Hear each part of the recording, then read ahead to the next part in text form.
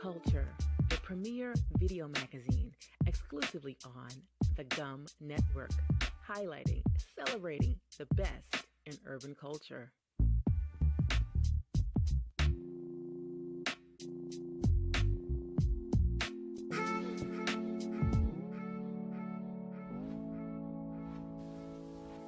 Welcome to Culture, the premier video magazine exclusively here on the G.U.M network, where we feature, celebrate, and explore the best in urban culture.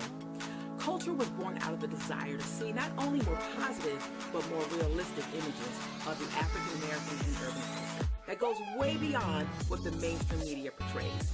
In this issue, we'll hear from Michelle Noodles Smith, entrepreneur and radio host and hip-hop pioneer, about her latest endeavors and what she thinks about the state of hip-hop culture, as well as the state of the female MC.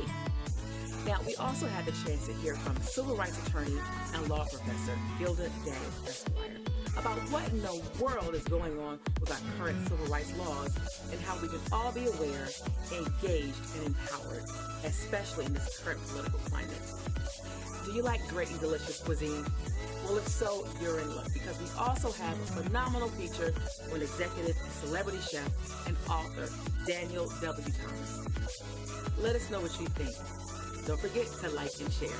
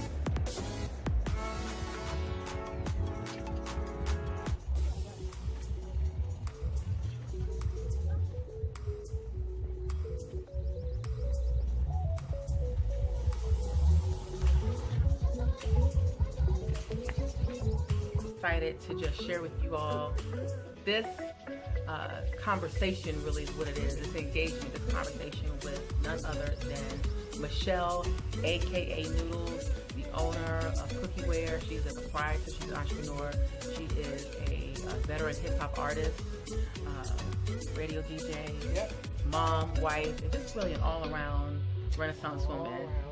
All around. So we're here at her not her new boutique. This is her new location. Yes. But so this is Cookieware. I'm going to let Michelle tell y'all some more about who she is and what she does.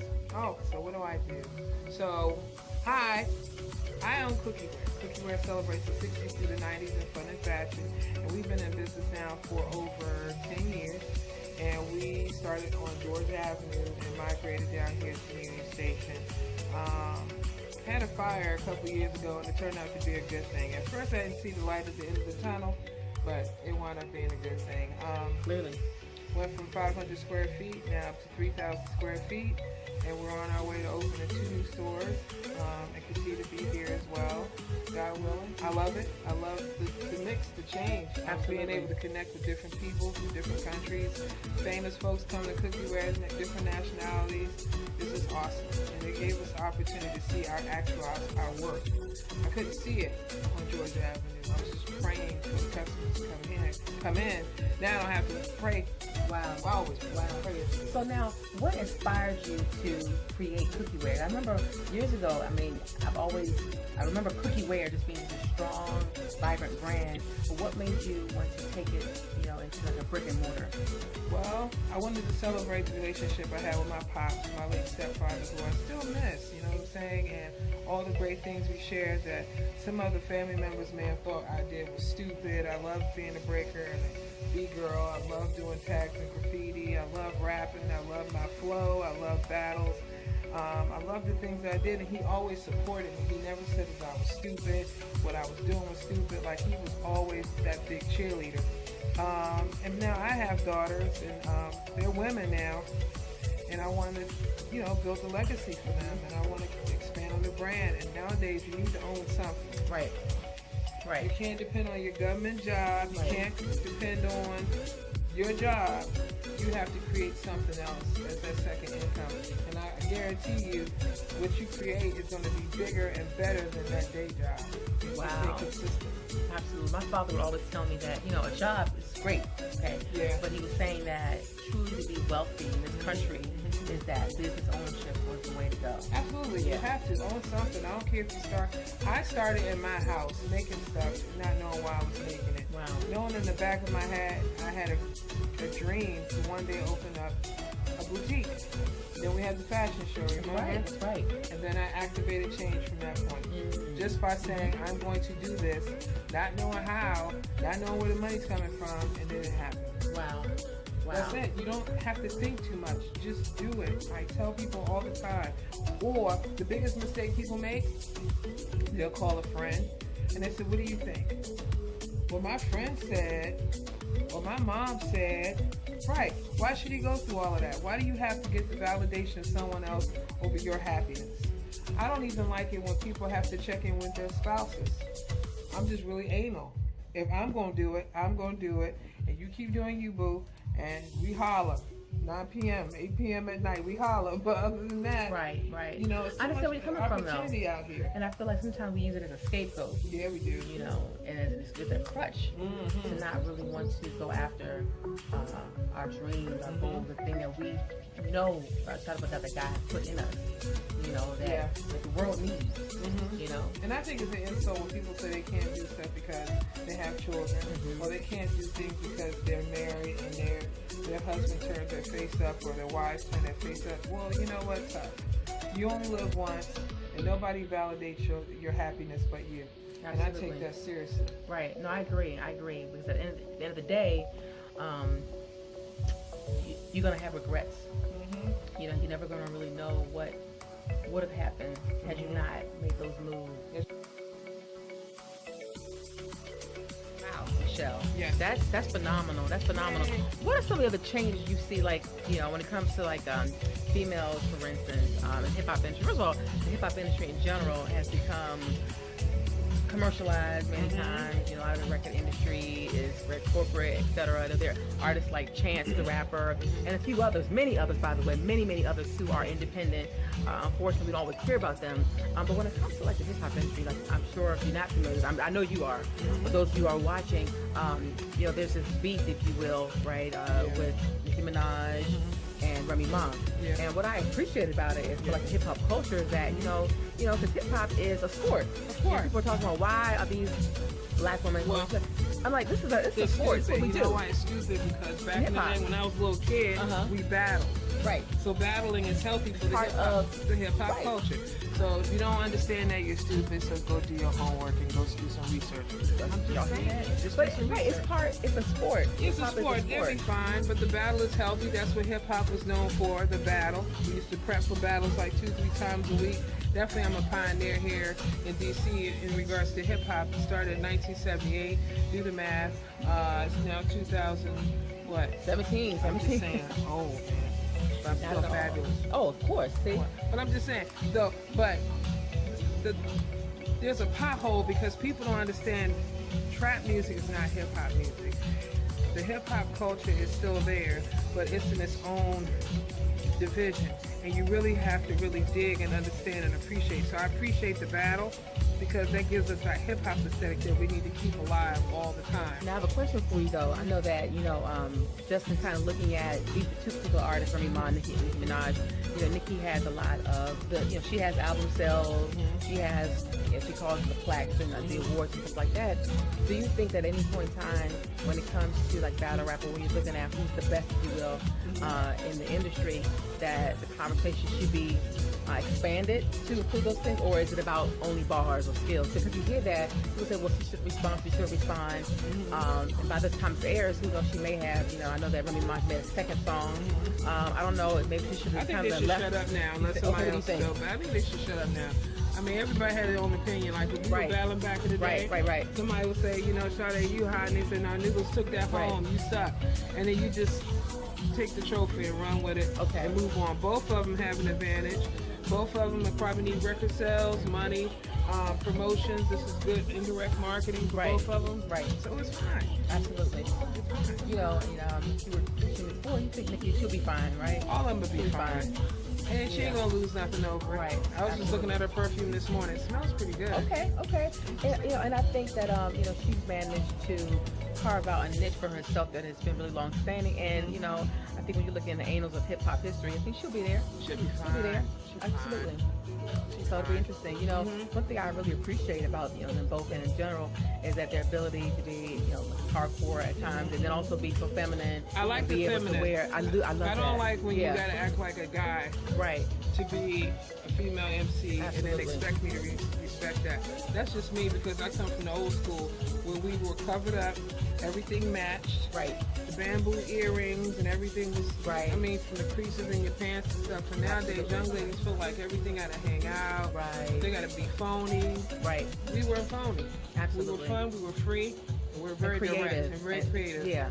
And that's what I'm hoping that this will do, is that there'll be a resurgence of creativity, of lyrics, of, showing that you're well-read. I mean, because clearly I think some of the best MCs, some of the best lyrics are well-read, they're smart. Absolutely. And it shows through, again, trap music, I guess, whatever, but... Well, a lot of people think that's hip-hop, and some people have sent me music to the radio station and call it hip-hop, and I'm like, well, I don't play trap music. I don't like it. The history of trap music is disrespectful. I don't like it. It's just me, because it's not hip-hop, but, to each his own. I ain't got to listen to it, so I don't. Turn it off and move to the next station, right? Absolutely. I'm just saying. Right. Instead of criticizing, I just keep the hip-hop alive in my own way. Absolutely. Makes sense. Through fashion, through music, through fun. Wow. Well, guys, I know that you all have, enjoyed this, and we're going to be doing a whole lot more here. Here at the G.U.M Network.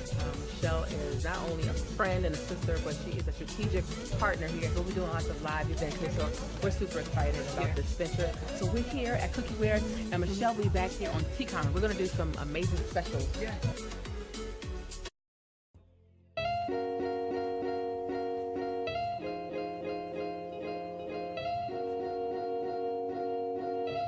Daniel W. Thomas is an acclaimed chef, cookbook author, and philanthropist.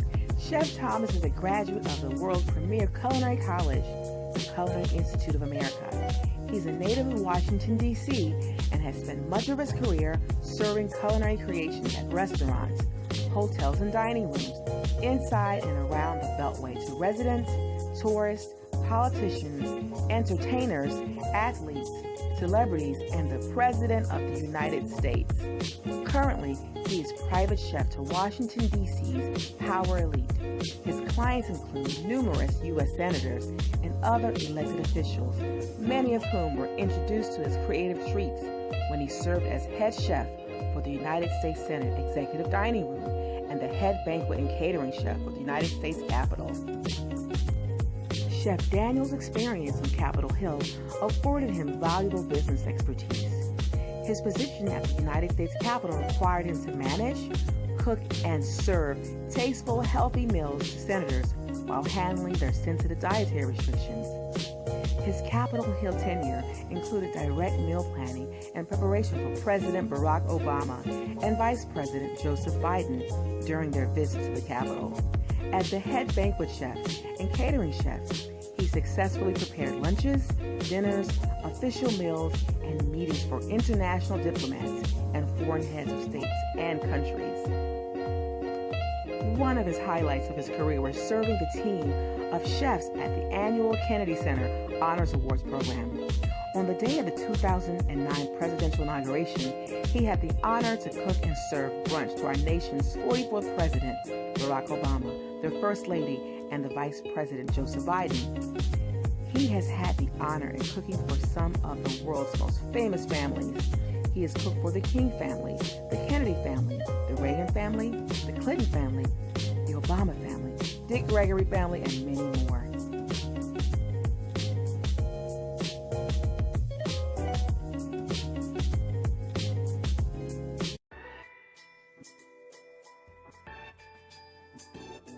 I'm so glad to be here today on the G.U.M network. It's a wonderful opportunity to speak to people and just to encourage them and to tell them not to be discouraged. There's a lot going around and a lot of things happening today in the media, in politics, but I think it's very important that we stay focused. Like the young people say, to stay woke. And certainly we do need to be awakened from our slumbers. And I think the way that we do that is that we become active in participating and engaging in decisions that are being made about us, being made about our bodies, being made about our schools, being made about our communities. I think it's very important that we become involved in the political process, not just voting. A lot of us think that once we pull the lever or place the ballot in the box that we're done. Most of what happens after we actually cast those ballots, and now is the time for us to go to work. So it's time to go to those city council meetings, it's time to go to those school board meetings, it's time to call your United States representative and your United States senator. It's time for you to think about running for public office. It's time for your voice to be heard, because you have the great ideas. You know how we're going to move forward. You know how we're going to overcome. This is a call for us to get involved and to realize that this is a transformational moment. And what we do today speaks to our children and speaks to our grandchildren, and we cannot afford to be silent.